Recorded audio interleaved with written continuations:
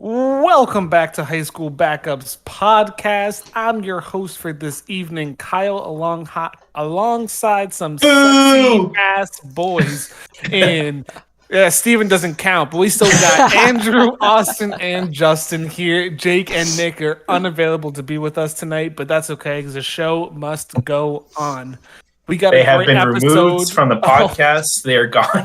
Oof. They have left the building. No, Contract negotiations. Jokes aside.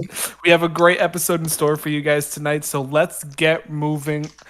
We had a big trade in the NBA happen this weekend, boys. Kyrie Irving is officially no longer a Brooklyn Net and is now a Dallas Maverick. The official trade was as follows. The Nets received Spencer Dinwiddie, Spencer Dinwiddie, Dorian Finney-Smith, a 2027 second-round pick, a 2029 first-round pick that is unprotected, and a 2029 second-round pick. And Dallas receives Kyrie Irving and Markieff Morris. What are your guys' thoughts on this trade? I'm so excited for Kyrie to go on another team, put up stats for them, but have nothing to show for it in terms of wins in the playoffs. I cannot wait. And for him to be complaining that he's not the star because Luka is a million times better than he could ever be. I kind of like the trade a bit, but at the same time, a lot has been going on behind the scenes with this trade. Now I'm also hearing that the Nets may also want to get rid of Spencer Dinwiddie after they just acquired him. And then there's also the fact that Kyrie wanted to really go to LA, kind of play with LeBron again.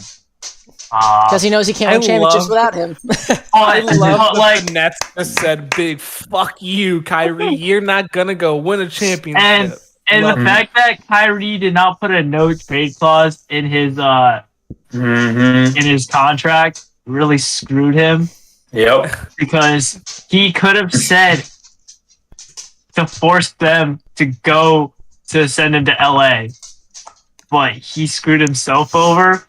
But I really think playing for the Mavericks, they finally get their star two that they really needed to kind of build off of. I mean, Luka can't do it all.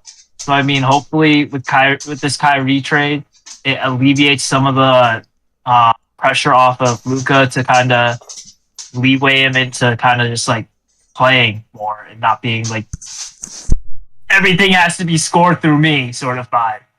Well, yeah, but to be fair, when Luka did have another... To be fair, I don't know if I really count him as a superstar, but I guess he was the only other person that really played with Luka. When Luka had Kristaps Porzingis, they did not get along together, and that really caused beef in the locker room. So, I'm not really trying to I'm not trying to compare Porzingis with Kyrie because they're obviously not on the same level. Well, they're also two different positions that they play. Right. Porzingis is a forward center, and Kyrie's a guard. Mm-hmm. But I know that was a big deal in the locker room when Luka did have that other personality with him. So I'm not sure how that's going to play out, especially having Kyrie, who is known to want to be the biggest personality in the locker room. That's pretty much what sent him out of Boston, that sent him out of Cleveland, sent him out of Boston, basically sent him out of Brooklyn, let alone all the other drama behind the scenes. It's just whatever. It's always what Kyrie wants. Nothing else matters, essentially. I mean, oh no, you go, Austin. Here's my thing. I think, first off, the Nets are better without Kyrie. First off, not talent-wise. I think culture-wise, now they have won a lot with Kyrie. He has helped them win with KD out. I can't say he hasn't. But overall, whenever he's been by himself, his teams don't win usually. They didn't win in Boston that much with him. Or I should say, they won more in spite of him being there. And without him, a lot of times they won more. Same thing in Cleveland. If it wasn't for LeBron, dude never wins a championship. There's just straight up. They sucked before LeBron came back. Then he made them good, brought them to all the finals, won one with him. Now, obviously, they don't win that final without Kyrie. But Kyrie's that guy that, if you can get to the finals, if you can get through the playoffs in spite of him, he's going to give you some of those big games like that. But, I don't know. He just brings down the team usually. So I actually think they're better. You just got to get past his antics. If you can get past his antics and everything off the court type style, if you can get past everything he does off the court, and you play the basketball game that you want, you can win games with Kyrie. Yes. It's just that everybody gets way too involved in his outside world life, and especially all the rosters that he's been on. And it's just like... I would say it's more the fact that, like, yeah, he's got all his off the court stuff. But even when he's on the court, like, he's really, really good one-on-one. He's like, I'm not even saying just like one-on-one when he's playing, but like he himself is just talented, obviously. We all know that. He's great. One of the best ball handlers. His ball handle skills are like, yeah. But he doesn't lead well. Like, we saw that in Boston. No. He doesn't know how to lead. He had a lot of But that's why you have Luka leading the team. Luka has been there, and the team has been going through him. I really think you have Luka still lead. Kyrie plays the two, just like when LeBron was there in Cleveland. Yep. LeBron led the team. Kyrie was their second-hand man. So here's what I think the Nets messed up. I think the Nets messed up, though, because I think they should have traded him to LA, because those picks are probably going to be more useful from the Lakers than it is from the Mavs. Because even if, like, Kyrie leaves this offseason, since he only has one... right now it's only like a half-year rental, unless he signs with them again, which he might. But let's say he leaves. The Mavs got maybe a chance at a championship with him this year. If he leaves, you took a shot at it, that's okay. You still have Luka. But I think overall the Nets would have been better off getting the Lakers picks, because even if he goes there and then he leaves there, like, now you're looking, okay, it's LeBron and AD still. But even if Kyrie is there with them and they all stayed around for another 2 years, we've seen it already this year. The Lakers, LeBron's getting older. So I think it would have been much more useful for the Nets to just say, you know what, whatever, go play with LeBron again. We'll get those picks. They'll probably be more useful, in the next 2 years. So they don't get LeBron's son. Yeah. That's true. They don't get literally the future of every single NBA All-Star legend that we've seen through our generation go through. Like, their kids are now starting to come up through the system, and now they're starting to, like, actually get ready to be able to play. So, like, a lot of teams are looking at these new prospects coming in that, like, have all this legacy put onto them, and it's just like, hey, guess what? You want all this? Give it to us. Like, it's going to come benefit us in the end. I'm interested to see where he goes to. Yeah, that would definitely be an interesting Not even just like NBA. I'm just saying, like, for college next year, I'm interested to see who picks him up finally. Right. I heard UCLA. Like his dad, right? Like, his dad was able to just jump from high school straight to the NBA. Bronny's not going to have that luxury. No. He also couldn't. He also couldn't. No offense, but he's not his dad. No. At this point, doesn't mean he can't be great, but he's not what his dad was or is. Well, he's adapted. He's adapted. No, he's not bad. I'm just saying, like, he would not have been able to go number one overall in that draft like his dad did. Heck no. He's not even close to that. Speaking of his dad, LeBron is very close to breaking the record for being the all-time point scorer in NBA history. Wow. If that happens tonight, which it might, it's possible, whether or not he does it versus the Thunder, or if he will be petty and want to do it against Kareem's old team when he plays the Bucks on Thursday. It's happening this week. Regardless if it's tonight or later this week, it's happening. Does that finally cement LeBron as the greatest of all time? No. Wow. There's so much that has to go into, like, talking about that debate that... It's I think that's a debate we need to have. Not necessarily tonight, no, I think next week just for saying, sure. Like, next episode. The hard part about it for me is that there's so much, like, okay, so Kobe and Jordan, right? They were way more efficient at getting to the spots that they were at. I can't knock LeBron for getting it because he's gone longer than them. Kareem did the same thing. I mean, if you want to put Kareem, you should really think about, Wilt Chamberlain. Dude was an unstoppable force that if he had not, many injuries and he gets to play longer, like some of these guys, like, put Wilt now in today's NBA playing the same way he did and having all the luxuries that these guys have with technology and health and all that stuff. I bet you he goes and scores 45,000 or more. You know what I mean? Like, I don't know about that. I like Will, but I don't know. Go look at his per game numbers, that. per season numbers to where he got to in the amount of seasons he did. He easily goes over 40,000 for sure. If he plays the same amount as Kareem, yeah, definitely. Kareem doesn't. You're saying in today? Are we talking about like in today's NBA? Because I don't think Kareem does what he did in today's NBA. I'm not saying necessarily in today's style. I'm saying like with today's like ability to keep guys healthy, with exercise science, physiology, all that kind of stuff. But that also means in today's style too.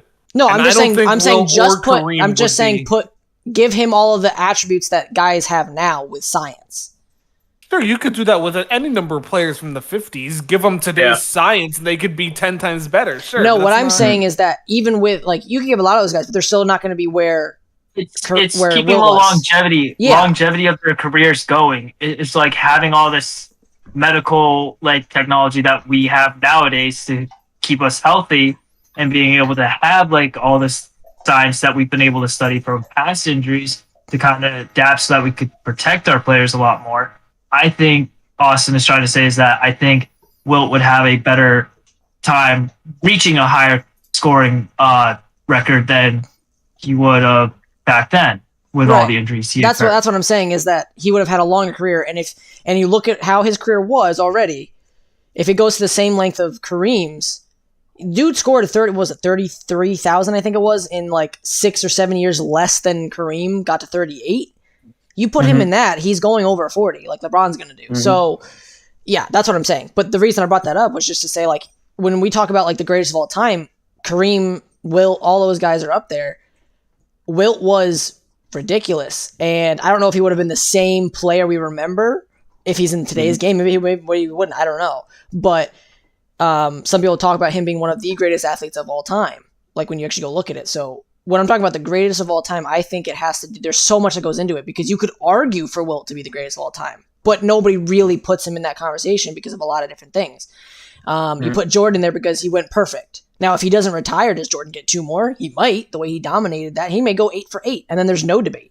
You know, there's lots of different things like that, and you can look at a different perspective. So hard debate. I think we need to like break that down if and when. Well, not if. When LeBron actually breaks it later this week, and talk about that fully. The reason that I think personally that LeBron, once he does it, will be the greatest of all time is not only will he be number 1 in points, but to me, championships isn't the end all be all. And I'm actually going to bring that up when we get to Tom Brady later this episode. Jesus I Christ. don't think easy, Steven, easy. When we will get to it when we get to it. Yeah. But I don't think championships are the end all be all. So Michael Jordan being 6 for 6, that's great. It's not going to happen probably ever, right? But to me, that's not the end all be all. You have other things you have to keep in mind with it. And being the all-time scorer leader, that's got to mean something. Not to mention, went to 10 straight NBA championships. He is also, 3rd in all-time assists now, too? That he broke last week, too, right? So I think that's something that genuinely we will get to discuss next week. Yeah, I mean, it could also be that we're getting to the point of his career, you know, looking at it. Like, there's a point in time that, I mean, Brady being the greatest, you know, regarded as the greatest quarterback of all time, there's definitely a point where there's a lot of there's a lot of pushback on it because he wasn't, you know, there wasn't enough to push him over Montana at one point, who was 4-0. Realistically, it was Brady getting his 6th Super Bowl was when it became, okay, he's untouchable, even though there's still people that don't think he is, but those people just don't watch football. But greatest quarterback, football player is another discussion. But I think, you know, LeBron is giving himself a very good case for it. But, I mean, you know, I think we're at a point now that it could just be up to interpretation based on the person, just because, you know, that was so long, because I mean LeBron has been so dominant now, but I don't know. I mean a scoring title definitely helps him, being all-time points, that definitely helps out a lot, but I think it's still up to it depends on the person really, who believes who's the GOAT or not. Yeah, I mean, I agree with you, Kyle, that it can't be the end all be all for championships. I'm not somebody that thinks that either, because that's the fact that Bill Russell's the all time great. Like, he's the GOAT because he has the most. Like, and did it 11 for 12. Like, I mean, come on. Like, there's no debate on that if you're going by titles only. I hate people that are like, oh yeah, titles is the only thing, and then they're like, Jordan, I'm like, are you stupid? Then it's the guy in the 50s. Like, hello. And then they'll be like, well, he was playing plumbers. I'm like, you know what? I hate that argument. Somebody so broke much. it down too. I actually watched a much. video on it. Somebody broke down like all the like eras stuff like that and compared like players and styles and all that stuff for things. They were like, yeah, this is a stupid argument. But anyways, the point is, like, you can't just do that. You have to take all the things, because points matter, assists matter, rebounds matter. And yes, I agree with you. I mean, LeBron's going to be number one in scoring. He will never touch John Stockton. It's going to be hard for anybody to touch John Stockton's assist record. That, I mean, I was just looking at it the other day. Chris Paul, it's 15,000. Chris Paul and LeBron James are at, well, Chris Paul's I think 11 maybe, and LeBron's at 10 now. But either way, he's going to finish in top 5 of all of them. LeBron's fourth. Fourth. Okay. LeBron's fourth. Chris Paul's third. And what's Chris Paul at right now? 11. Chris Paul's at 11,000. Yep. Yeah. So Chris Paul will probably not touch. What's he at? Is he close to 12, or is he just over 11? He's got about 800 more assists to go before he gets to 1,200. Okay, 12, yeah. So yeah, he's at 11 too. So he's not going to touch it with his career winding down to an end. Same with LeBron.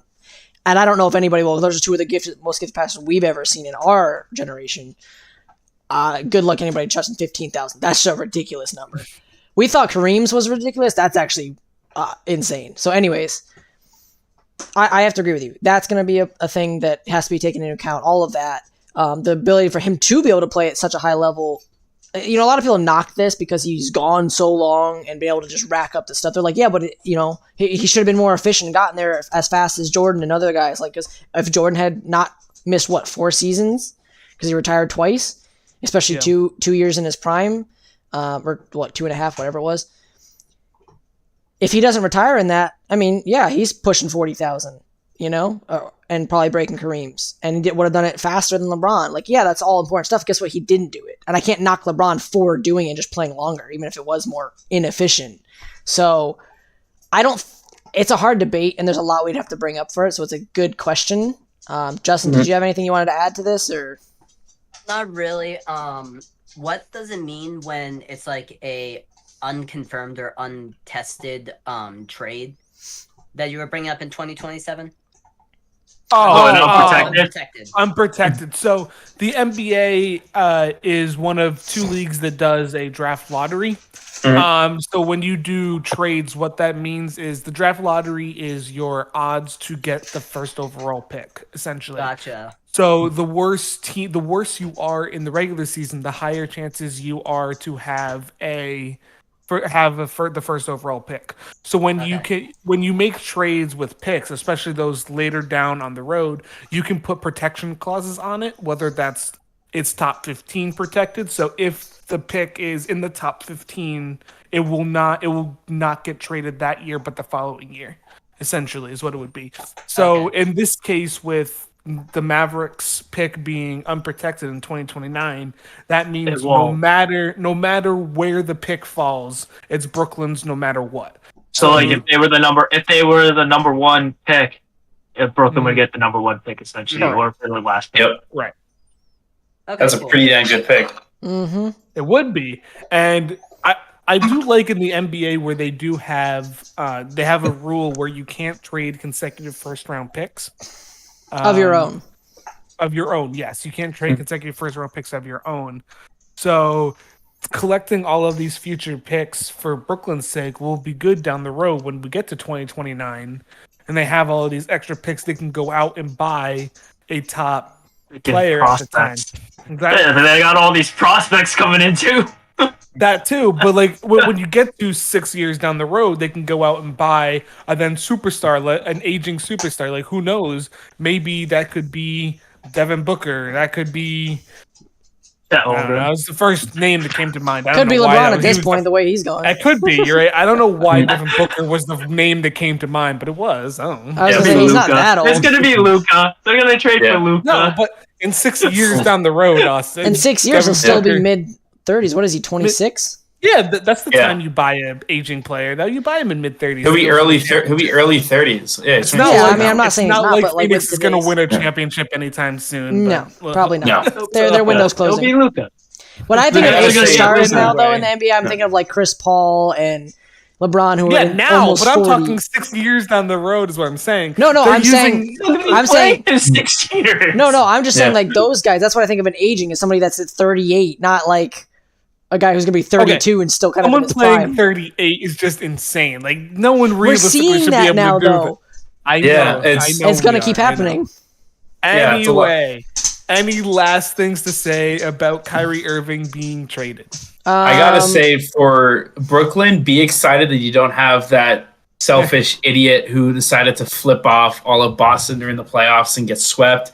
Mavericks, I mean, you can't get Kyrie and expect him to turn your team around that much. Well, like, you know what you're getting. They're doing fine. I think they're doing fine. I just think you just get a better ball handler in Kyrie. And they're looking for the better ball handler. That's what they want. Here, I mean, they're fifth right now in 29 and 6. Go ahead, Steve. Yeah.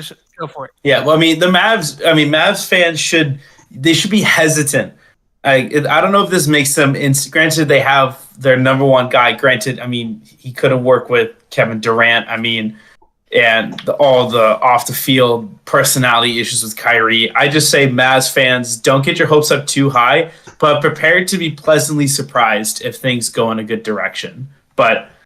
Or he's just going to continue just to be himself and have fun with exiting before the NBA Finals, as per usual with him. So, good luck. Well, you know what's crazy about the Kyrie Irving trade to Dallas, though, is that it's in the Western Conference. I mean, I know Kyrie didn't really have a say where he was going, but I have to think that Kyrie definitely wanted to stay in the Eastern Conference. It's an easier road to the finals through the East, so I'm surprised. Ooh, no. Not really. Not really. You don't think not so? this season. No. Not this season. No. The last two, maybe three. There's only three teams. Hold on, Andrew. Hold on. There's only 3 teams in the Eastern Conference that I think that genuinely have a chance to win the championship. Only 3 teams. Oh, he genuinely have a chance. Yeah, I'm fine with that. Yeah, 3 teams in the win a Eastern Conference that it's Brooklyn, Milwaukee, and not Brooklyn. What the fuck am I saying? Not Brooklyn, Boston, Philadelphia, and That's Milwaukee. so insulting. Are the 3 teams that I think are the only. So listen, no matter. Here's what I'm saying. Yeah. If Kyrie gets traded to any other team in the Eastern Conference, whoever it is, other than those 3 teams, that makes a 4th team be a contender. Whether it's to Toronto, especially Toronto. Hold on, Andrew. Hold on. Yeah. Especially Toronto, it's definite. If he gets traded to the Knicks, they become a contender. But as of right now, there's only 3 teams. In the Western Conference, there is at least 5 teams that I think that could genuinely win the championship this year. Yes. The Warriors, I think the Clippers could do it. There are 4 The Grizzlies could do it. 4. Who's the 4th, Andrew? The Heat.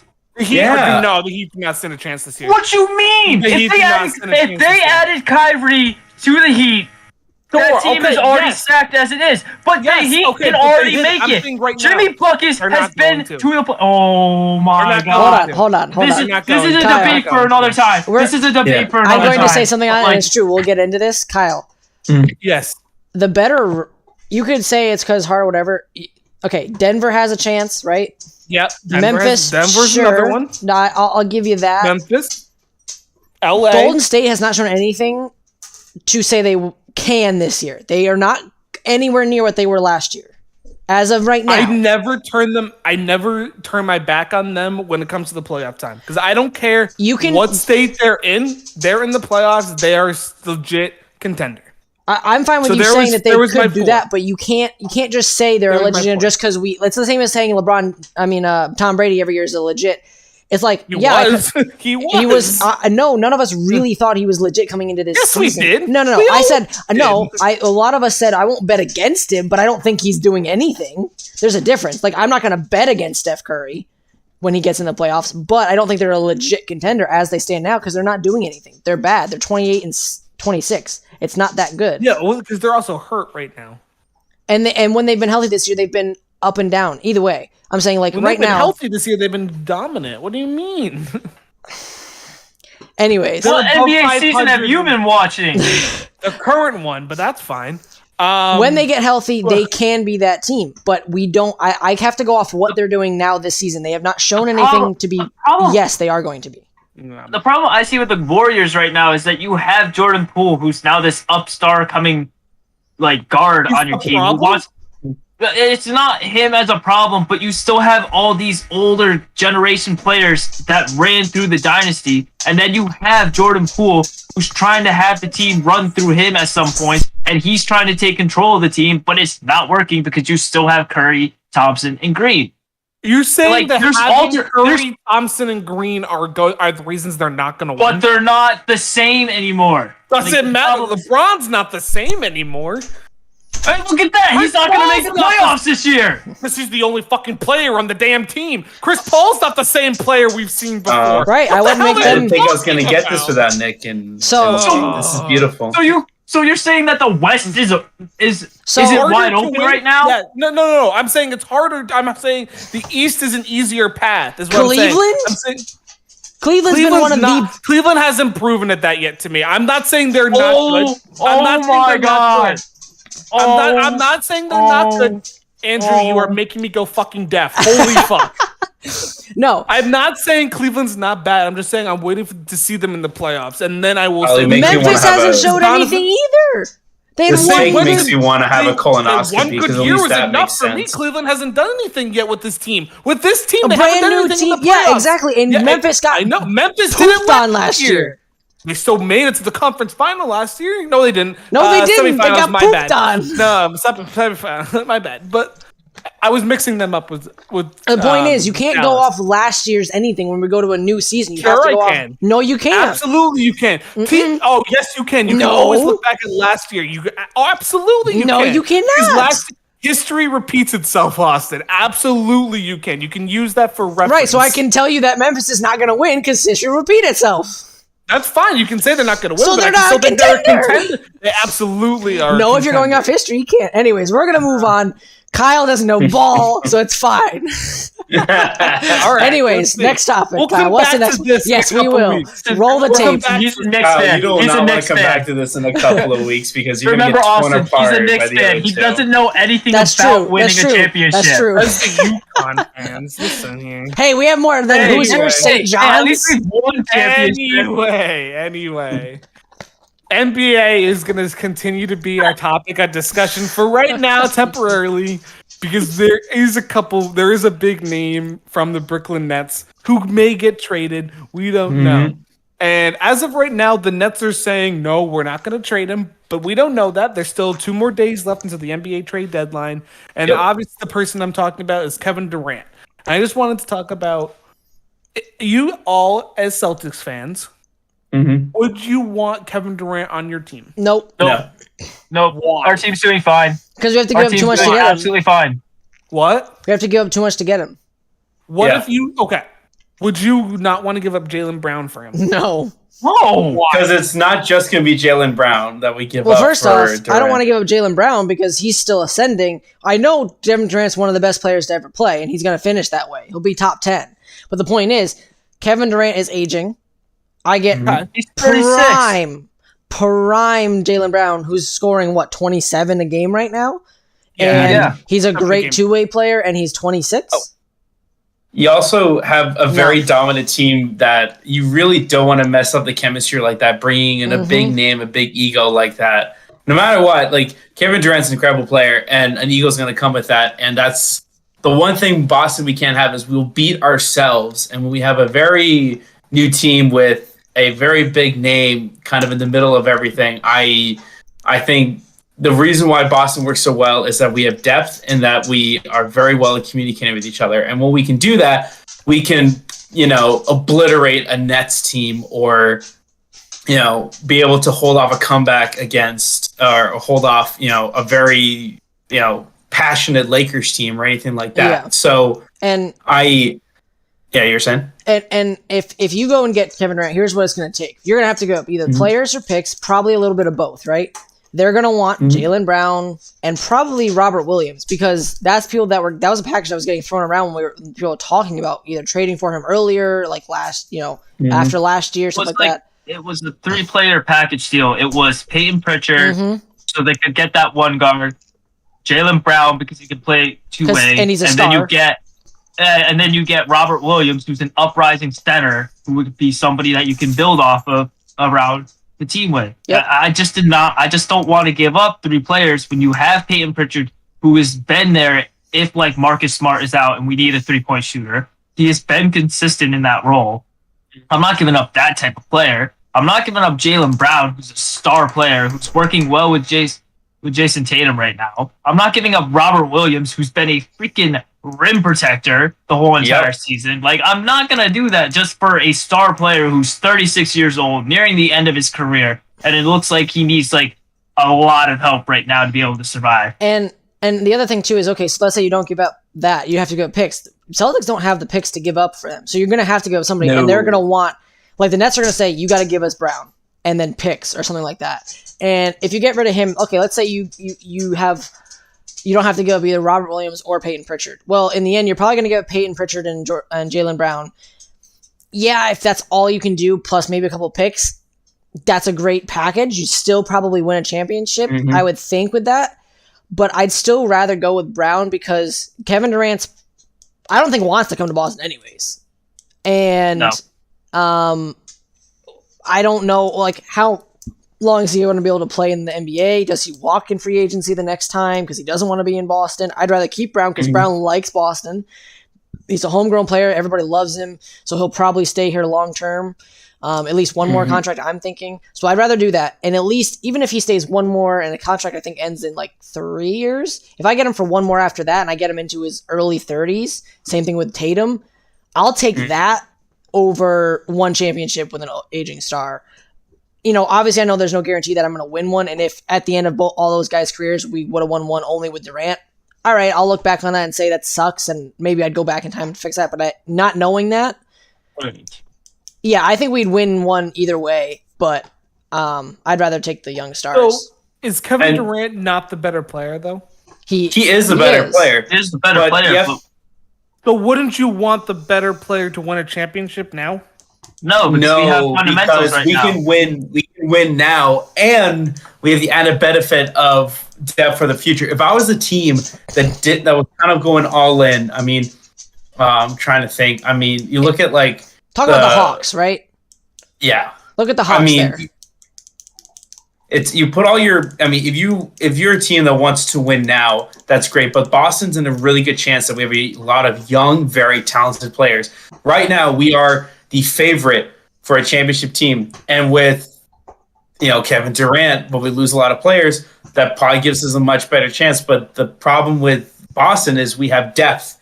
We have depth, and we have a great team chemistry, and we have a future with a lot of our players, and we don't want to lose that. I'd rather take 3 to 4 years of being a top favorite instead of 1, maybe 2 years as an absolute favorite. But at the same time, you can have a lot of very star players and still not perform well. I mean, you look at the Brooklyn experiment. You have what looked like such a dominant team. The Lakers. Oh, my God. The reason why also they couldn't get, Kyrie is because of the draft capital for Russell Westbrook. Clippers, I think I have a legit chance to actually win this year. But maybe. It depends on who shows up in the playoffs, obviously. But here's my thing. If as Steve said, we're the title favorite, right? Like, clearing away, and we're 2 games away last year.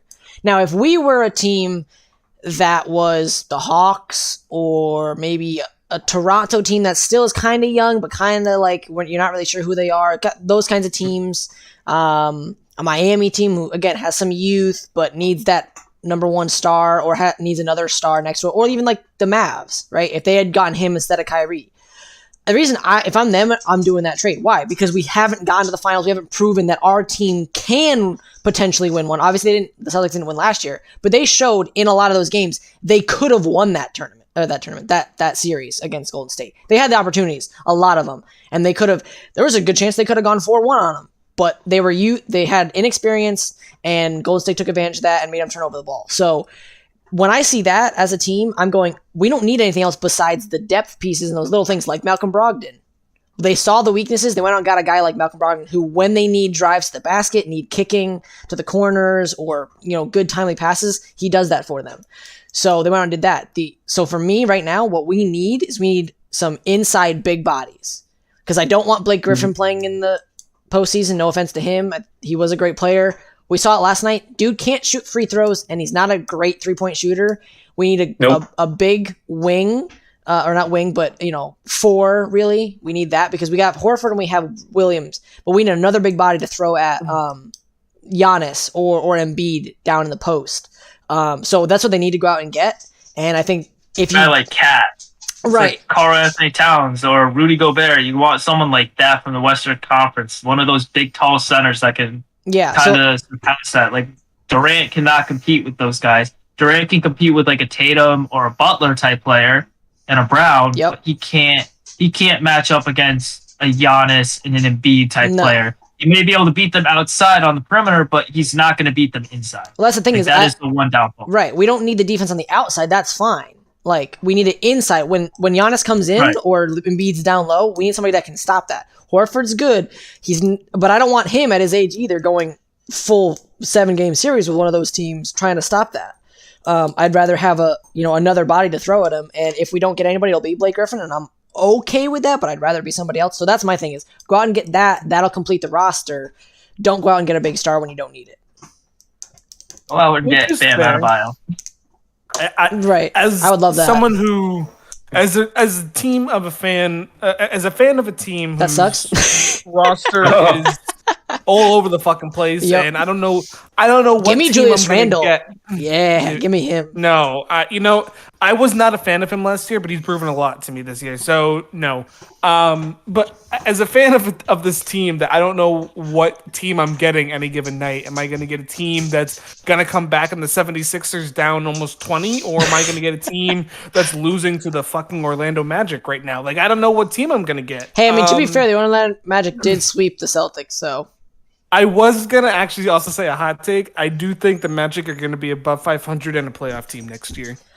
I don't think that's a hot take. Paolo Banchero is a dog. Yeah. So will the Pistons. Like this so will the Pistons. If Cade Cunningham stays healthy next year. I was just going to say, if they can stay healthy, and then, they have a shot. Look at Duran, look at Jaden Ivey. No, I mean, those two guys next year? Yeah.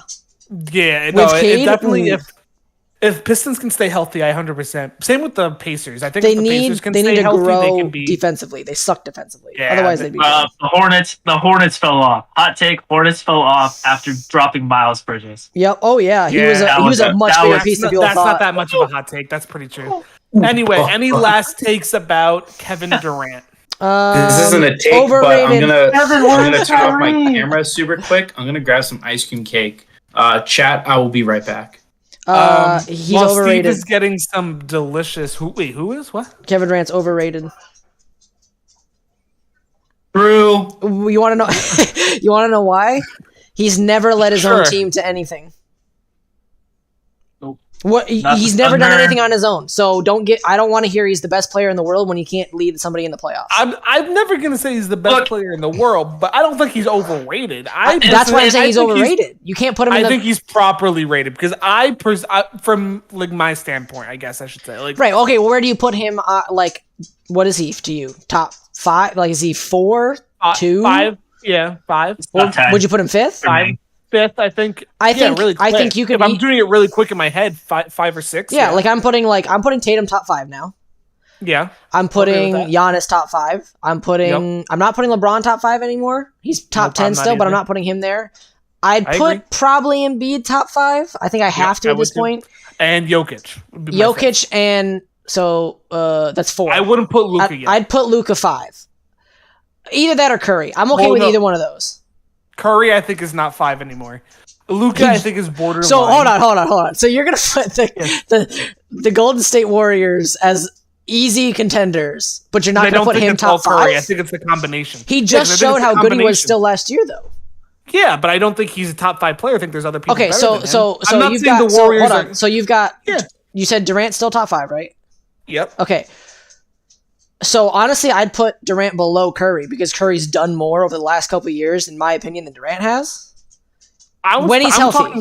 Okay. If you want me to do it based on what they did previously, then I'm putting LeBron in top 5 again. I'm saying like last.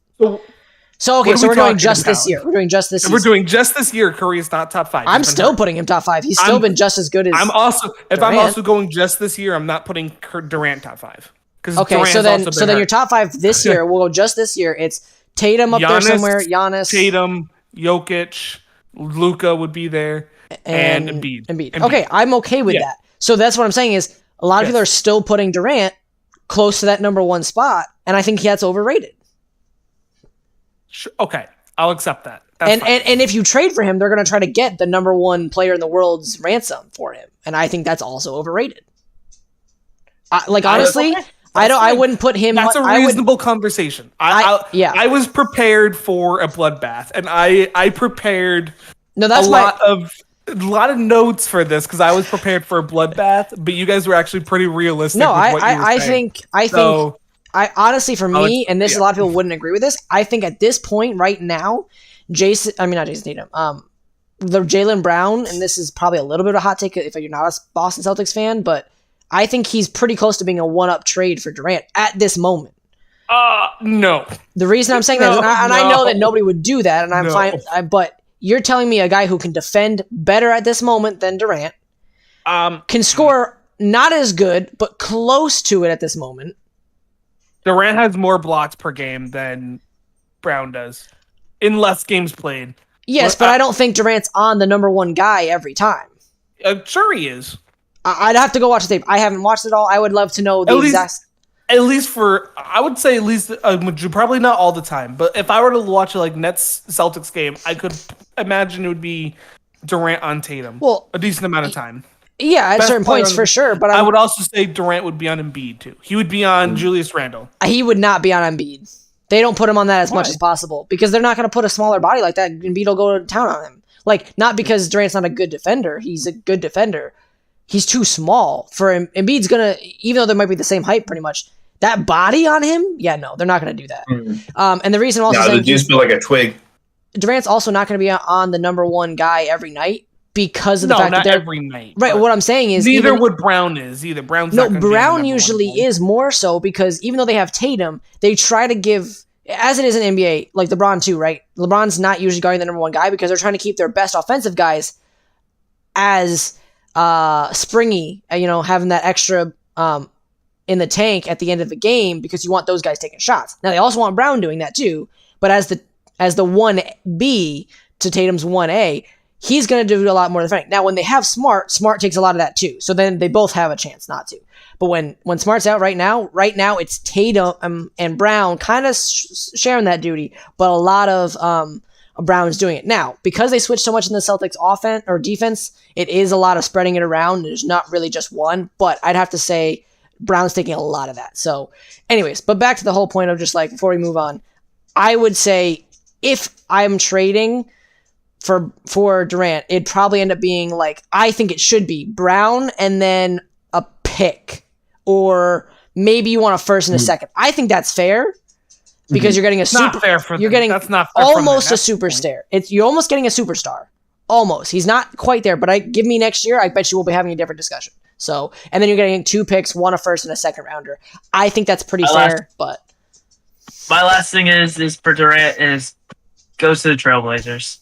They could really use that'd be smart. Damian Lillard. Yeah. That'd be cool. Damian Lillard cannot carry a team anymore by himself. He is at this point where he's the only person carrying that roster. That would make the Blazers the 5th team in the West for me. So I would see that. All right. I don't think they're trading him though. I think they want to keep him. They won't. They'll trade for somebody else at this point. They'll use all those. They already said they're not. I think during the offseason they may trade for somebody else. They might, or try to sign somebody in the free agent market because I think they're good enough to they're going to make the playoffs this year. They're still a good team, and I think they're better defensively now because they have Dinwiddie, or not Dinwiddie. They have Dinwiddie and Dorian. Well, they had Dinwiddie on the roster before. Yes.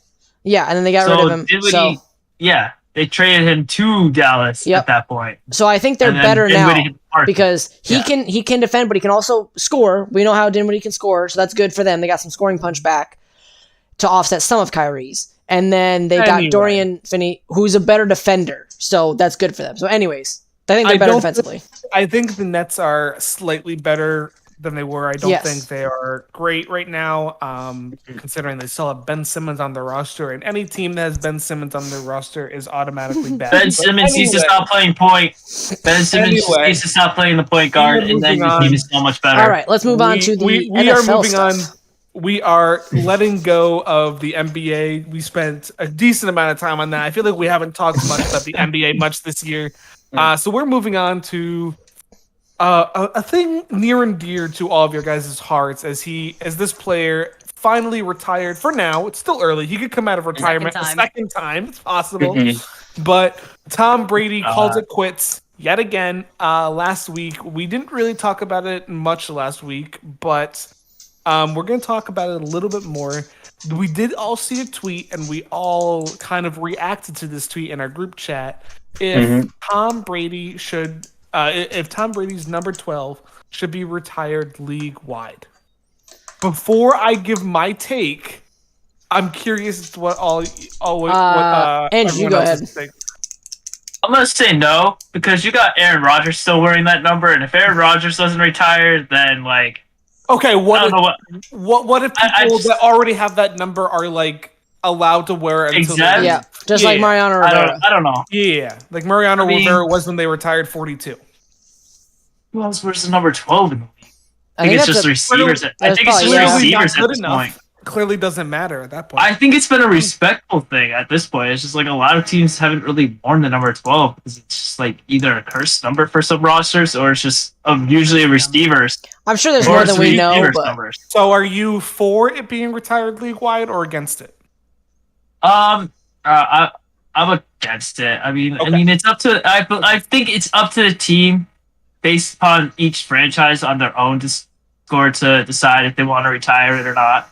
I mean, like Tua could have taken number 13, but he did it out of respect for Dan Marino because Dan Marino is one of the best Dolphins quarterbacks to run that team. So I mean, like he didn't want to take number 13 because he felt like if he didn't live up to the expectations. One of the best? One of the best Dolphins quarterbacks. I think he was the best Dolphins quarterback. He is probably by far the best Dolphins quarterback. I'd say he's the best. We'll see. But anyway, Justin, yes or no to retired league-wide? So, I don't know because have they done that for any other numbers? Not in the NFL. Not in the Brady NFL. Is still like amazing. He definitely did make football his name, pretty much. I have never heard of another sport doing the same thing for someone. They have. It's baseball and hockey. So in baseball, number 42 is retired league-wide for Jackie Robinson. And in hockey, number 99 is retired league-wide for Wayne Gretzky. Okay. So it has been done before. Kind of names in those two sports, I could see Brady being that one player that they decided to do it for. Okay. So yes or no, Justin, for it or against it? I can see a yes. All right, I don't know if that's we have one yes, one no. Steve, what do you think? I think it should honestly be no. I mean, if Tom Brady passes away, let's say years in the future, or let's be honest, in 40, Brady passes away. It'd be like this year, really. And he's still the GOAT. I mean, he's still the GOAT. I think that's more of a respect thing. But Brady's retiring. He could potentially, who knows, he could come back in a couple of years. Hey, Brett Favre came out of retirement twice, so... He did twice. And Jordan. But honestly, with Brady, I think it matters more to the Patriots to retire his number. I think it's just a bit much for every team to do it. You also have to remember, too, even though, he is the undisputed GOAT of quarterbacks. I mean, it could happen. Who knows in the future? Someone could potentially pass him. I mean, Joe Montana was regarded as the GOAT, and nobody's retiring number 16 around the league. So if something like that had happened, like if like Joe Montana or another quarterback had their number retired across all NFL teams, unless it was like a loss of life respect thing, it just makes no sense. Like, no, I think that's a bit too much, and the outrage from that. 2 no's, 1 yes. Austin? Yeah, I want them to retire it, but I can't honestly say yes they should, because honestly, that kind of thing really should be for a very special reason, as they did for 42. We all know why they had to retire Jackie Robinson's. Like, that was a special player. And he wasn't the greatest of all time. Nobody thinks he's the greatest, but there was a special reason as to why to honor what he did for the sport and for America in general. So, yeah, because if that, then you got to retire Jordan, or something like that. Retire Kobe. You got to retire Kobe jerseys, like have everything like that. Retired that number yet? They have retired both 8 and 24. They did? Okay. Yeah, they did. But that's the thing is, like, for teams like that, like, okay, yes, the Patriots will. No, I mean, Buccaneers probably will. I mean, but it's been out of. So, from what my understanding is if a team has a player that is retired who's been like a legend to that team. So, like the Sean Taylor, like who died very young. The Redskins at the time, now Commanders, had retired the number 21 jersey out of respect for him. And then I believe Landon Collins, when he was traded to the Commanders or Redskins at the time, had talked to the family about bringing the number out of retirement so that it could be worn in honor. That was one reason that they did that. I believe another team had done it. I think the Patriots have done it where like no player, like after Edelman retired, nobody wore the number 11 jersey out of respect for him. Now Tyquan Thornton is wearing it because it's just like, we need jersey numbers. Because with this new college rule, rule, happened with Rob Nikovich too. Mm-hmm. Right. Actually, no, that is not true because there was like unnamed players that like wore number 50, but they didn't really get like much roster time. They don't count. I don't count them. So in my heart, Rob Nikovich. But like, does his number yet? I'm sure, Justin. I'm sure that number is not.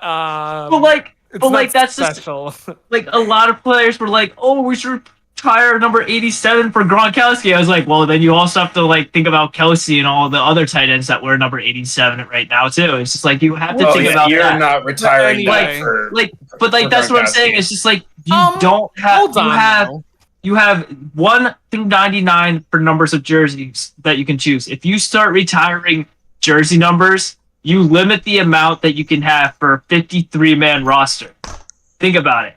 Say you have 40 freaking legends to retire out of 99 numbers that you can choose from. The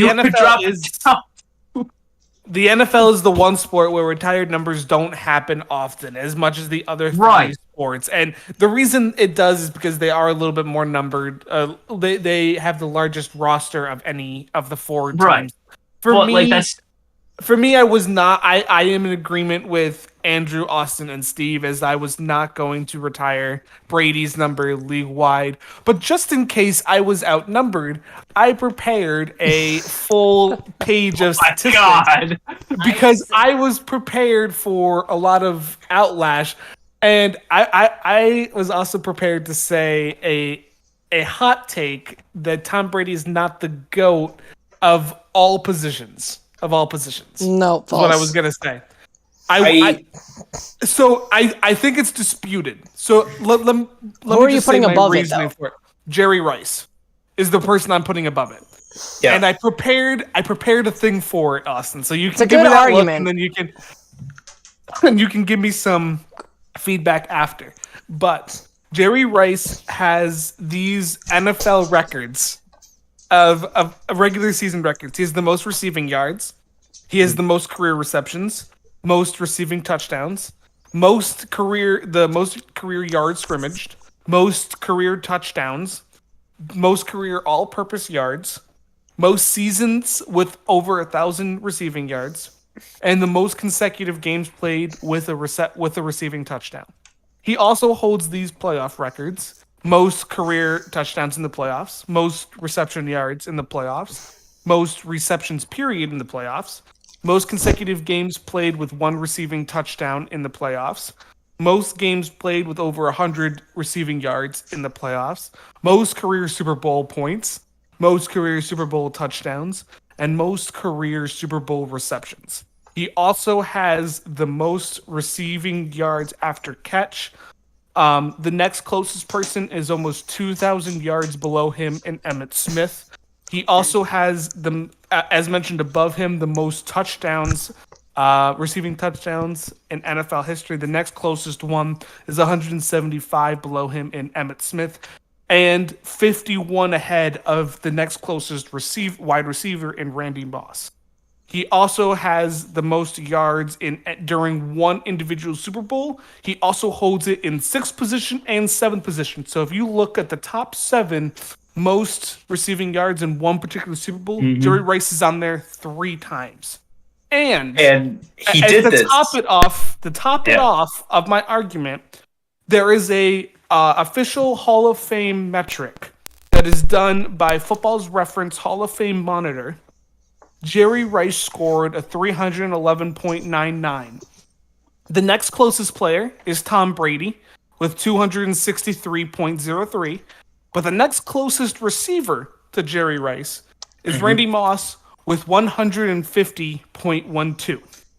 So Jerry Rice is miles above all his other receivers in his position. He is miles above any other receiver to ever play in the NFL. He is miles above, even considered the greatest quarterback of all time in Hall of Fame metric, according to Pro Football Reference. So I'm not denying Tom Brady is the greatest quarterback of all time. Clearly he is. He does have the most Super Bowls. He does have the most passing yards, and on and on. Tom Brady is obviously the greatest quarterback, surpassing Joe Montana. But to me, with all of these records that Jerry Rice has, that to me is not miles above Tom Brady, but at least above Tom Brady to me. Well, because you said that, Kyle, I'm going to have to look up this metric. It's going to take me a second, but I will read off Brady's. Now, granted, why Jerry Rice is such a GOAT is, I think, the space currently that Jerry Rice has with every other wide receiver in the NFL. I get why he's viewed as the best player, because it's like there are some people fighting for number 2, then Jerry Rice is a mile above all of them. That I will give you. But Brady, oh my gosh, it's going to take a while to find this. All of Brady's. Here's what I'll say. Yeah, you talk about it while I try to find it. The number one reason it has to be Brady, he plays the number 1 position. Receivers are important. And Jerry Rice is the greatest receiver of all time. And receiver is a premium position.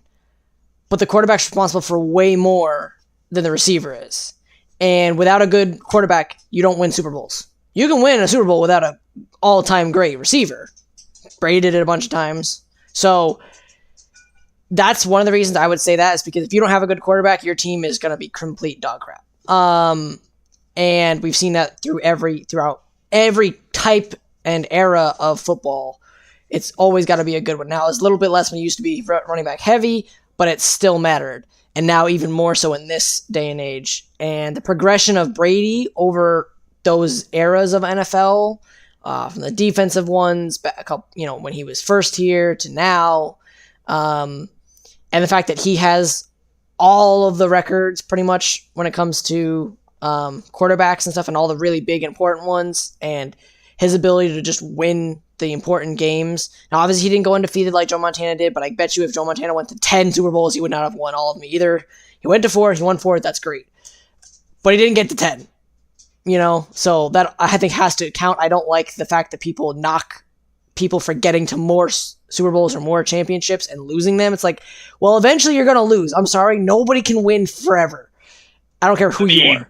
I hate the Giants for ruining our perfect season that year, but it was bound to happen. We could have expected it at any point to lose a perfect season. Yep. And the Giants somehow managed to do it. The Giants still get lucky. Sorry, the Giants still got lucky, but yeah. It was an amazing catch. It was an amazing catch. That's still a lucky catch. It's amazing, but it's still lucky. That was so and it's not lucky. even the catch. It's not even the catch for me. It's the fact that somehow Eli got away from all of our offensive linemen and the holding penalties that are on that. Defensive right, sorry. There was so much holding that was on that would have been called in today's NFL. It's so bad. Yes. But anyways. There were so many penalties during that one play that would have been called in today's NFL. Yeah. But that's besides the point. But either way, the point is, I think that's my main reason as to why Brady has to be across all the other ones. But the fact that he should be just on that. But to me, just because you get the ball more and you handle it on every offensive drive doesn't make you automatically... I'm not saying it's automatic. There's much of the reasons I think he would be. But number one is the fact that he's given the keys to success. If he fails, the team fails. If Jerry Rice fails, the team doesn't necessarily fail. Now, not necessarily. If your quarterback fails and cannot get any of your guys the ball, Jerry Rice or anybody else, you're going to fail. Like... Look at Nathan Peterman, okay? So look at Daniel Jones when he's not playing well, right? Look at Daniel Jones with bad coaching. Yes, Daniel Jones. No, but I'm saying like either even with good or bad coaching, if Daniel Jones does not play well, what happens to the Giants? You can say that about any quarterback. That's what I'm saying, which I get. So that's what I'm saying. Tua. You look at Tua though. Tua was literally a highly prospected quarterback coming out of college. And then he gets bad coaching and he doesn't produce well, and it showed completely that. And he got a name called to turn the ball to it. Tua turned the ball over. Yeah, thank you. Over. He also had some terrible nurses that didn't say he had a concussion. Mm-hmm. Oh my god. Yeah, there's that too. But that's my point, Kyle, is that in the end, he plays a premium position that if he doesn't do well, the team's not going to be good. If Jerry Rice isn't the same Jerry Rice, they're still going to be good. So, all right, moving on. I think we all can agree that Brady is a Hall of Fame.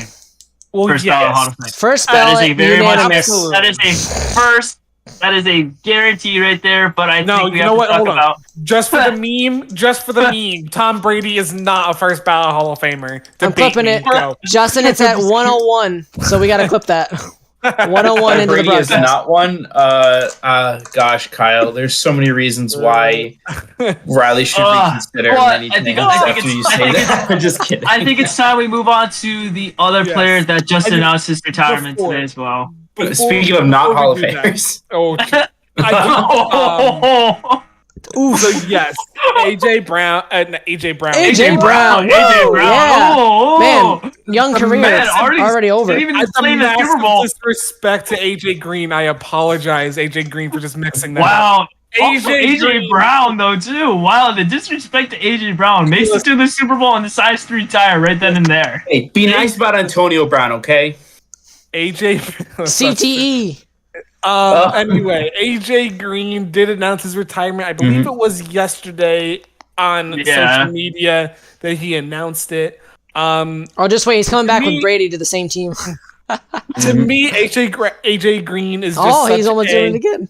I almost did it again. I don't know why I keep saying it, but AJ Green to me represents a lot of our childhood. Watching him in Cincinnati.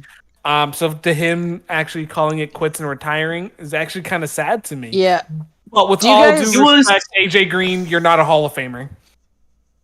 Sorry. It's only because it's hard to put it there. To be a Hall of Fame wide receiver, you have to compare to the greats of he would have been if he didn't get hurt.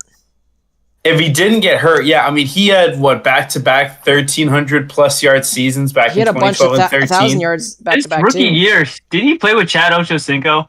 Yes. Yeah. But with AJ Green, the wide receivers you have to be in the same conversation with to get to the Hall of Fame. Wes Welker. Not a Hall of Famer. He shouldn't be. Just like I'm sorry, Edelman shouldn't be either. I like AJ Green, like 100%. Like he was that underrated receiver, went under the radar, did his job, was consistent when he was young and in his prime. But like as you saw, as time caught up with him with his age, he started falling off. and slowly declined and declined and declined, which was expected. But like, I loved prime AJ Green. Like, AJ Green was a different breed, was a different type of player, made some hell of a catches once in a while, was there. His last incredible play was with the Cardinals with that one-handed snag, I think. Over 3 defenders, mossed him all, and then got in for the score. Like, that was like a flashback to memories for all. Yeah. So the same Hall of Fame metric that I used when talking about Jerry Rice in the Football Reference Hall of Fame monitor. AJ Green's number. So just for quick comparison, Jerry Rice's number was 311. I'm rounding to whole numbers. So Jerry Rice's was 311. AJ Green's is 51. The next close, the other wide receivers close to AJ Green are Deshaun Jackson at 53, Devontae Adams at 54, and Wes Welker's at 55. And AJ Green is less than all 3 of those. And I wouldn't consider any of them Hall of Famers. Now, Devontae Adams could. He does have the potential to grow. I think he just needs to play a little longer, probably win a championship. Yeah, he needs to. He can get there. He's not there yet as of right now. But I just wanted to throw that metric out there. Is if we're really talking about AJ Green being he's definitely in the Hall of Fame, they don't think so. The metric that I'm quoting here doesn't believe so. No, I mean, but AJ Brown was still AJ incredible. Brown! I'm looking at his AJ. Oh my God, AJ Green! I'm going crazy right now. But anyways, looking at AJ Green, I mean, he's had 5 seasons with 15 plus yards per catch. He hasn't had 100 catches in the season, but he's averaging almost 15 yards a catch in his career. That is pretty damn good. He's had 3 seasons with 10 plus touchdowns. He's had 6 seasons. No. Yeah. Oh, Jesus. 1, 2, 3.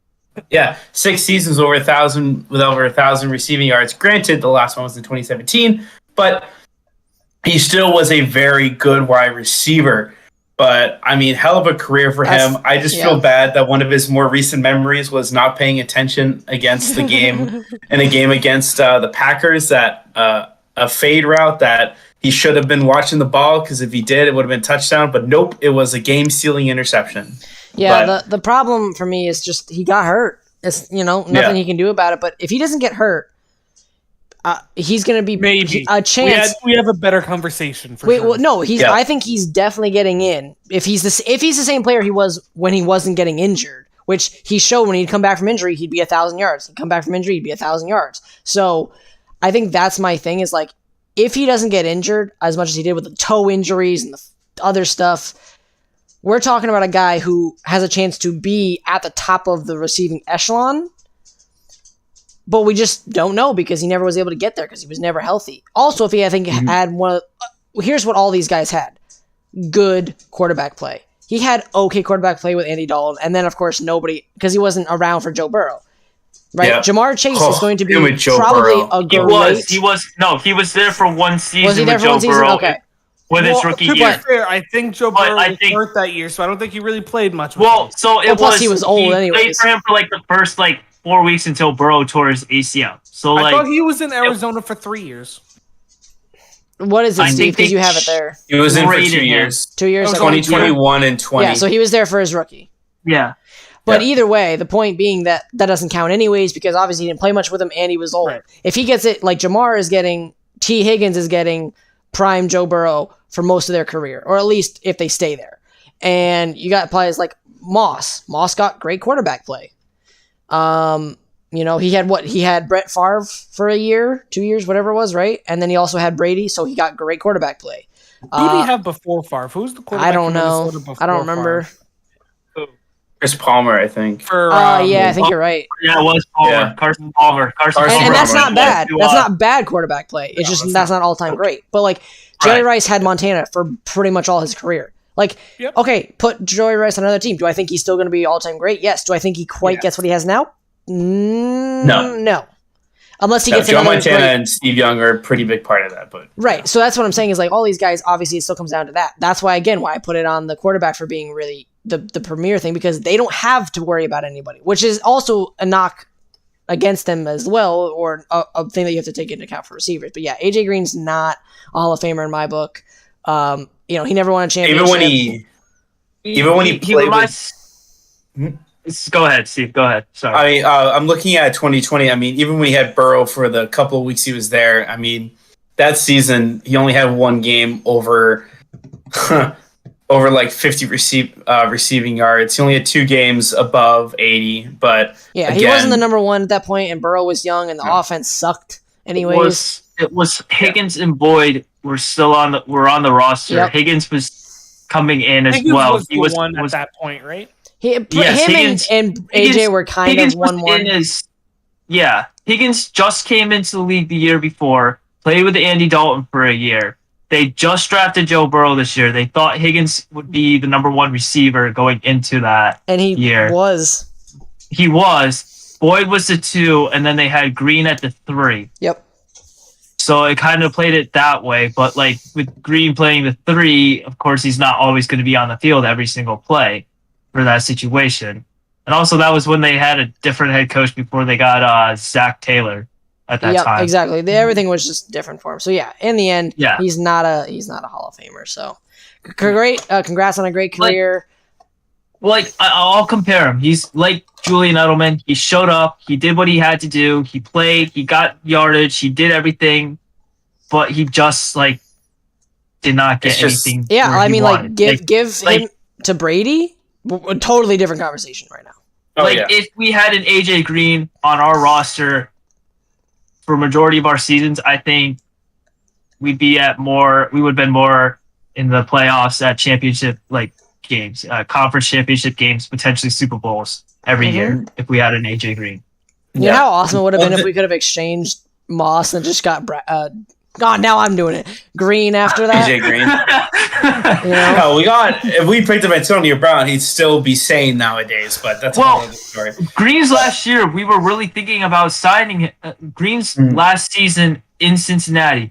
The Patriots had thought about signing him to a contract for a year to see how he would do and kind of play it out like what they did with Arizona, so they'd have that veteran receiver and someone who could actually train them.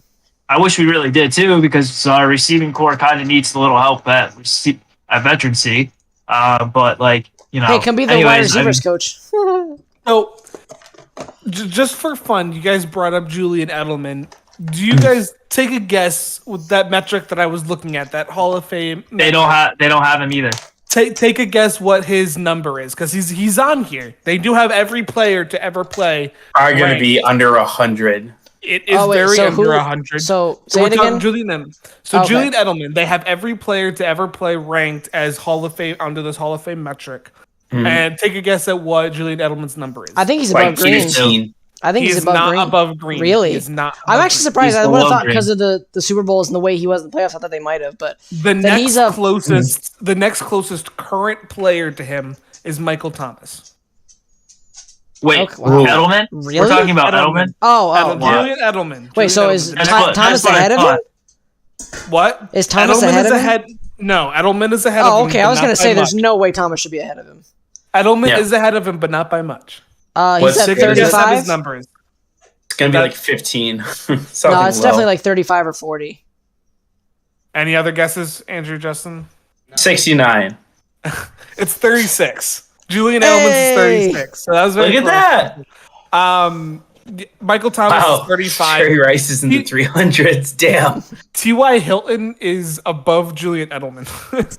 Oh, that's wrong. Here's the thing, though. Hilton is 39. T.Y. Hilton. But you have to remember with that is you have to account into everything. Hayden. Julian Edelman did not go never went above 1,100 yards twice in his career.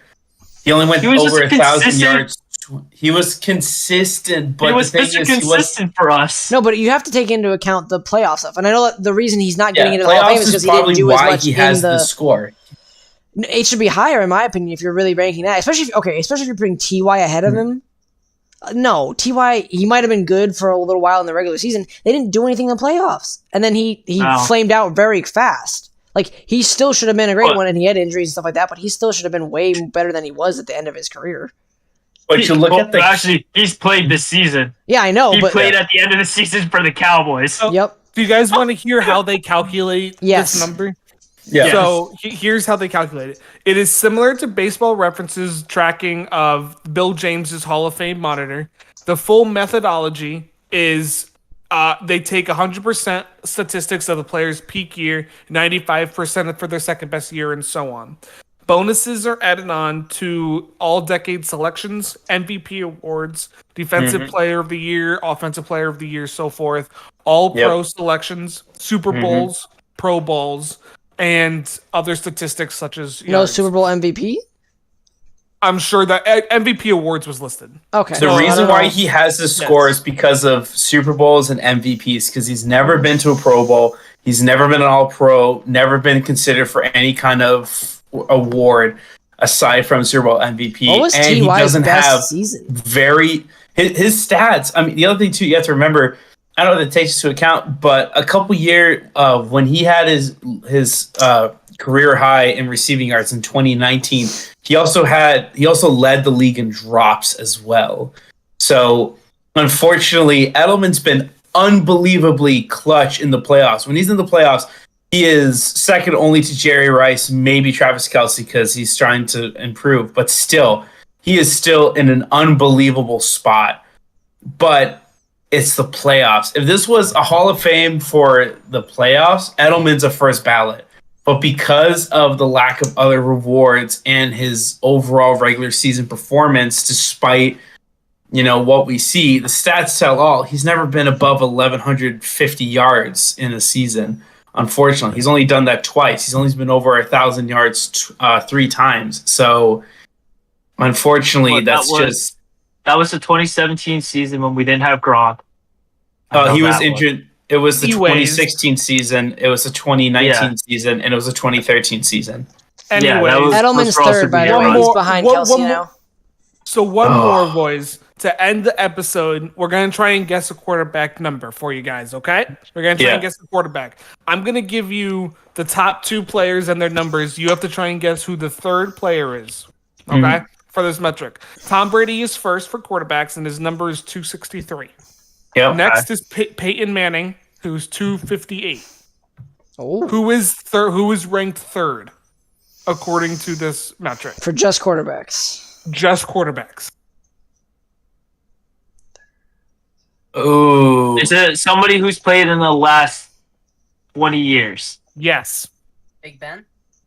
It is not Big Ben. Big Ben is very low down this list. And Yeah, there is someone ahead of Big Ben that I can't wait to tell you who it is because it's hilarious and I don't think I want to say I wouldn't be surprised if like Aaron Rodgers is thrown in there or some BS like they're overstocking on Mahomes, but I feel like it's going to be Aaron Rodgers because he has so many MVPs. It is not Mahomes. It is not. It's not Drew Brees. It is not Drew Brees.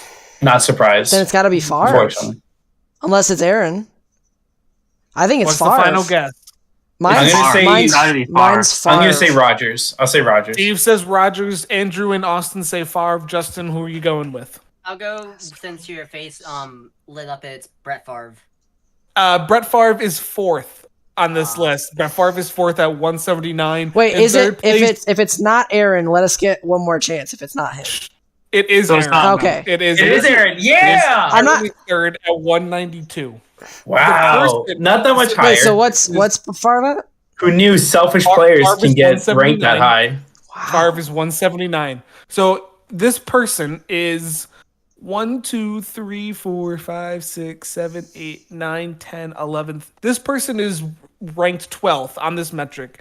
Big Ben is ranked 13th. You guys will never guess who this quarterback is. Matt Ryan. Is he? Oh my God, Steve! I fucking hate you. Oh my gosh! Yes. You'll never guess that first try.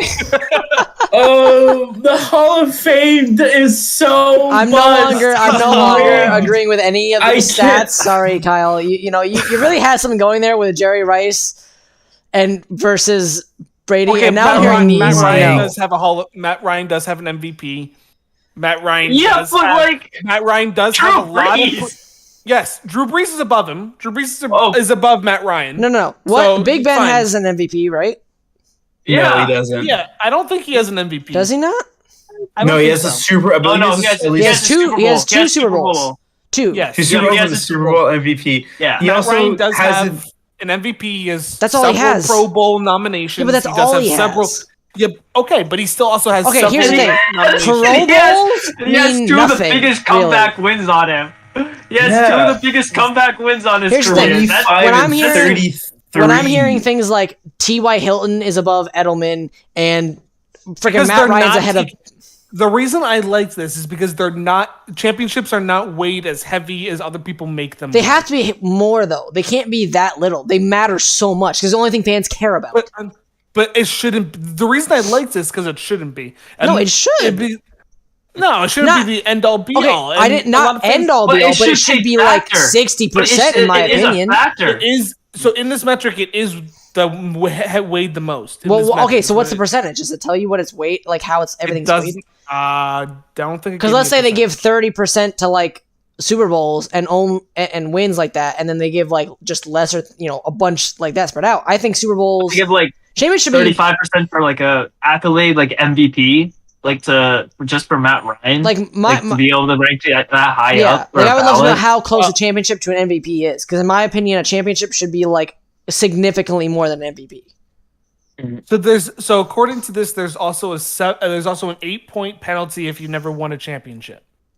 So they are taking they are taking championships into effect. They're also deducting points if you debuted before 1980.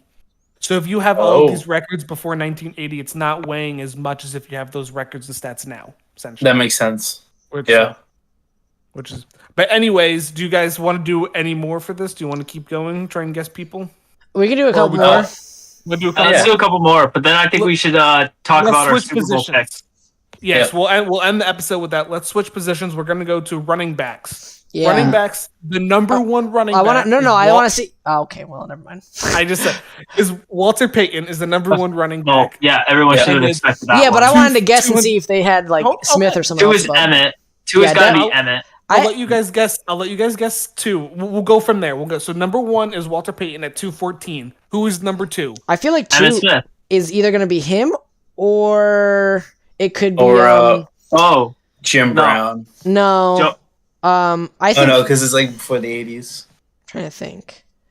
Just off the stats and stuff that Kyle gave me, I'm trying to think. It could be Sanders. Yeah, I think Sanders or Smith especially since he has that 2,000-yard season that was insane. Like it's got to be Sanders. It's got to be Sanders. It's Sanders. Barry Sanders is third. I was saying it could be, so it's probably Smith. So it's Smith. Then it's got to be Smith. Emmett Smith is fourth. Oh, so then it's hold on. I can't think of his name. What team did he play for? He played for one of the teams is named. Oh no, I was trying to talk to. Yeah, I'm trying to. I spacing on the. Oh, then it's Jim. It's Jim Brown. Yeah, it's actually Brown. Jim Brown. Wow, I didn't think Jim it was Brown is number. When he said it's named after a team, I was just like, yeah. He was like, no, it's not named after Jim Brown. It's named after another Brown. I don't remember who it is. It's not named after him. Steve is on fire with these. He really is. Wow, this is incredible. You have this. Steve secretly has this probably pulled. Yeah, right. No, I don't. I'm too lazy. Okay, so number one is Walter Payton at 214. Yep. Jim Brown is second at 182. Smith. Barry Sanders is right. third at 177. Emmett Smith is fourth at 176. Wow. Can you guess who the fifth is? LT? Ooh. It is LT. Yep, LT is fifth at 136. And the sixth one, absolutely hilarious. OJ? On here. It is OJ. Oh, God. He was dominant, though. Like, that is kind of fair. He was dominant. So they should just replace his icon with a white Bronco at this point. So last position before we do Super Bowl picks is going to be tight ends. Number one, Gronk. I want to do corners. We can do corners too. All right, fine. If you want to keep going. NDE. His number is 195. Who is the number one tight end? I can see I thought you said it's Tony Gonzalez. Is it Tony or is it? Is it Tony? It is Tony. Yeah. Really? I was thinking it might be number two. Who's number two? It's Gronk. Oh, it's got. Yeah, it is Gronk. Yeah. And then it's Gronk Kelsey. is 123. It is not Kelsey. Oh, it's not Kelsey. Kelsey. I would say Is it Jason Antonio Witten? Gates. It is not Jason. Jason Witten is below And Travis it's Kelce. probably Antonio, yeah. It It's is got to be not Antonio. Antonio Gates. Antonio Oh. Gates is 4th. Ooh, who's okay? Hold on. Who's another legendary tight end? This guy's pretty good. Like when I say his name, like you guys are gonna Yeah, go, I know. oh yeah, that makes sense. Yeah. Who did he play for? A lot of actually. What's Oh, his- Greg Olson? It is No, not Greg Olson. no. He played for Olsen. the Broncos. He played Oh! for the Ravens. Oh, Shannon Sharp. Yes, Yeah. I was like, Shannon I almost Sharp. said Skip Shannon. I was like, that's not it. And Bayless. Shannon Sharp is number 3. I can't believe I didn't think Antonio about Gates that. Was 4. Number 5. I don't know. I have mean, never Skip said heard that of he's this just jealous person. of Brady, so I don't know. If you guys can guess this 5th person, I have never heard of him. He Who played do in the 80s. Who did he play for? He played Oh, for God. the Raiders, the Oilers, and the Vikings. Oh Never god. Wait, heard of this guy wait. before. Are you sure the Oilers? That's not even like a Oh, thing. what's his It was. name? The Houston It was Oilers an old were a team. Yeah. They're Yeah. in the Titans, but They- they were a team. What's his back then. I thought you were name? just talking about Edmonton at first. I'm like, No, are I'm you not. Sure? What's his name? He switched sports for a year, Justin. He's a ghost. He's a ghost. That's a big hint, by the way. If you guys knew He's who a this ghost. Is it like Ghoul or something like that? was, no. Two more. Wait. Did he only play? Wait, what other teams did he play for besides the Oilers? He played for the Raiders and the Vikings. Wait, I don't think he did. He play? No, He did played- wear number 87. No. He did wear It's number not- 87. I can't think of it It's right not now. Delaney Walker, is it? No, it's Dave. Because he No, played Delaney- later. He played for the Titans, Dave- right? It was who? Dave Casper. Dave Casper. Oh, I know. Casper the Yeah, Ghost. that makes sense. Anyway, Jake would have known number- that. Number 6. Number 6. It's got to be Greg Olson. It is not. No, it's gonna be. Is it Delaney Walker? It is not. Huh. Greg Olson is It's probably further very down. low. Yeah, he didn't have a. Great. Wait, Greg- just give us Greg yeah. Olson's number. Just give us Greg Olson's number. at this Greg point. Olson's number is 44. Oh, I'm not tight surprised. ends? He was Yeah. great, but he didn't No, have no. a. No, his, Yeah, but he didn't have a rank- championship. He's not Yeah. like rank, Oh. Steve. It's his Hall of Oh. Fame metric. Hall of Fame metric is Yeah. 44. Wow. Who else did you want to know? Oh, Antonio cornerbacks. Where is Kelsey? You want to do? Kelsey is the next person I was having you guys guess at 6. He's Oh, 105. see, I was gonna say. Yeah, that Kelsey's makes sense. Oh, Kelsey, is phenomenal. What position do you guys want? Corner. Cornerback. So corner, they don't have on here. So it would What? be. Is it would DB? be Is it just DB? It's DB. It's under DB. Okay. Okay, number one is. Well, you gotta Deion include, Sanders. but you gotta include safeties and everything else True. in this situation because would it be. is It would be. DBs. True. I'm gonna say So this- still probably either.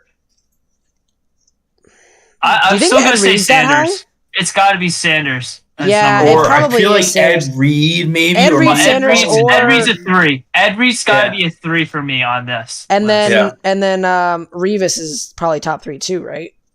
Revis is No. top. No, Revis is definitely like a 7. He's at He's- least yeah, top he's 10. like I think below he's top top 5, but I could be wrong. I'm trying to think of all the great safeties and. Well, you got Ty Revis Law is though 8. too. He Yeah. was 8th.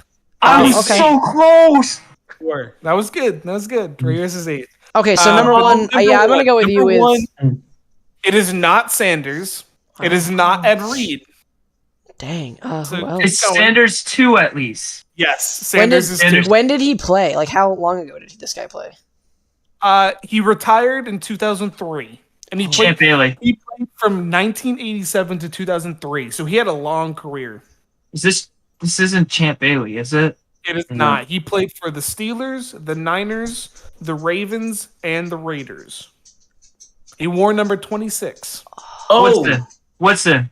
yeah. Yeah, Rodgers. that Yeah. makes sense. Yeah. Really? He's the top. Wow. Interesting. Once you said Raiders and Packers, I was Yeah, like, I was yeah, like- that I was trying only to makes figure out who it sense. was. Woodson. Yeah. All Because right. Number 3. I'm Is about it- to say Ed Reed. is it Ed? It is not. Ed Reed is 4th. Oh, who's Is it Champ Ooh. Bailey? It is not Champ Bailey. who the heck? This guy wore number 42. He played in the 80s and 90s. He played for the Niners, the Raiders, and the Jets. Ooh, this one's tough. It's tough. I think I know this DB. I got nothing right now. Just because, it's safeties and corners at this point, so it's like you have to figure out. Mm-hmm. Hey, I share we have the same birthday. That's so helpful, Kyle. Right. Yeah, thanks, Kyle. All right, who is it's it? Ronnie Lott.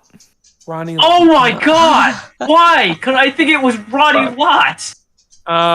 Try and guess Champ Bailey's number. Is it like 12? He is 1, 2, 3, 4, 5, 6, 7, 8, 10. 9, 10. He's 108. Wow. All right, so let's go to curious. D.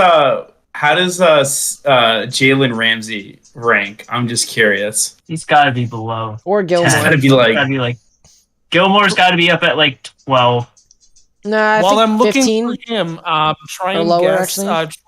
Palomalo's number, or his rank, not ranking. 15. No, not that. Like his actual metric number. I like right 42. around. He's not that low. He's 97. Troy Yeah, I was gonna Polamalu- guess like just so under is that 100. Does that put him in top 10? No, he is not top 10. He's low. That's wild. I was thinking 20. Jalen Ramsey, right? Jalen Ramsey and Stephon Gilmore. I want to know where those two rank.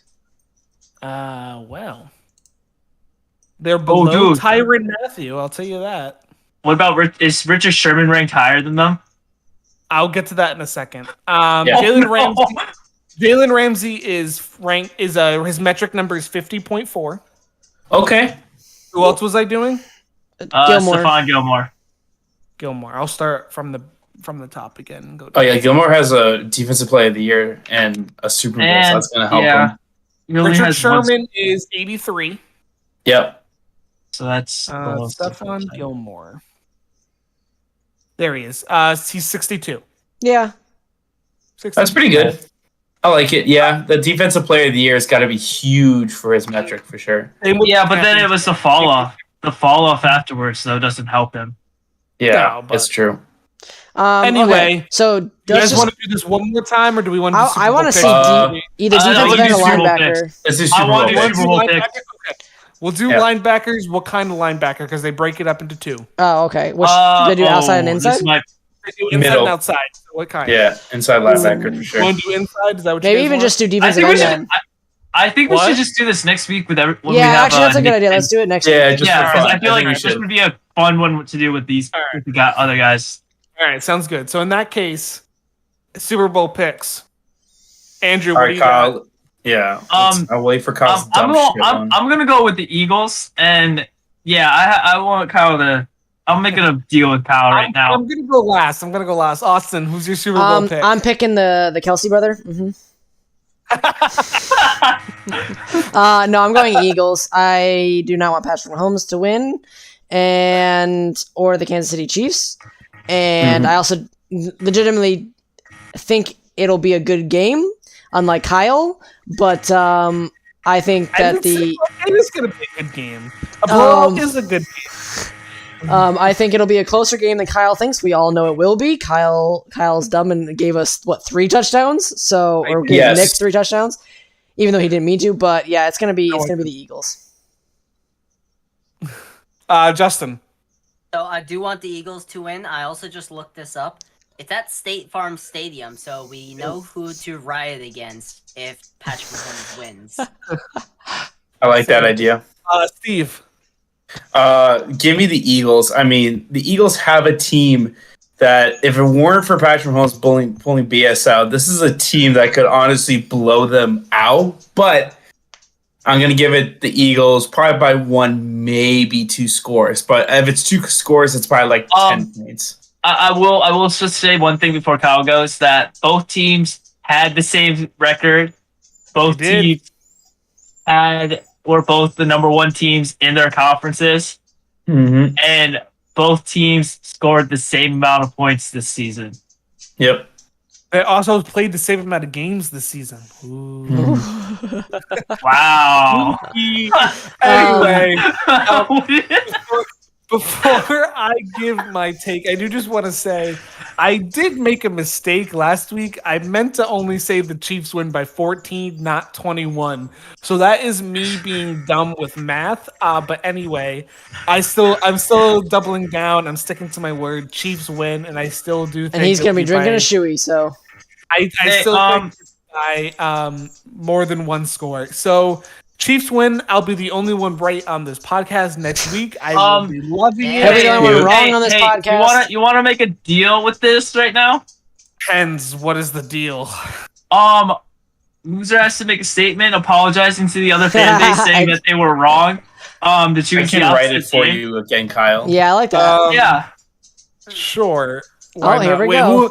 Who am I apologize? I'd be apologizing to the Eagles fans. Is that what I'd be doing? Yes. Ooh, as a that's Giants rough. fan. That's as rough. a Giants fan. Yep. And I will happily write this for you, Kyle. And you have to wear every Giants paraphernalia you have. Yes. That's a lot. I'd be a thick man, Austin, if I'm doing that. Thicker. Anyway, sure, Andrew. I'll take that back because I'm confident. So if I lose, not only am I gonna have to do a shoey, I'm gonna have to say some dumbass comment again. You only have to do a shoey if it's if I lose. Oh yeah, that's right. Yeah, because you said by. That's right. And we will film it and post it. Also, Kyle, you have to worry about saying some dumbass comment because you take care of that anyway, so don't worry. I don't know if a shoey will go live. I haven't decided yet. We may just. I don't know if I want my boss to see that. I have respect for him enough to not see that. So, well, you should have better football takes if you do. I have an amazing take, and I'll be right on Tuesday. Anyway, that's all for this episode. Thank you guys so much for watching our lovely 50th episode. Soon we'll be at number 52, and we will have been doing this for a whole year. Holy shit. Don't forget to like and subscribe. Hit that bell to go to our notifications to know when our videos go up and when we are live. Don't forget to like and subscribe to our socials at High School Backups at Twitter, Facebook, and Instagram. Thank you so much for watching. Hope you guys have an amazing night.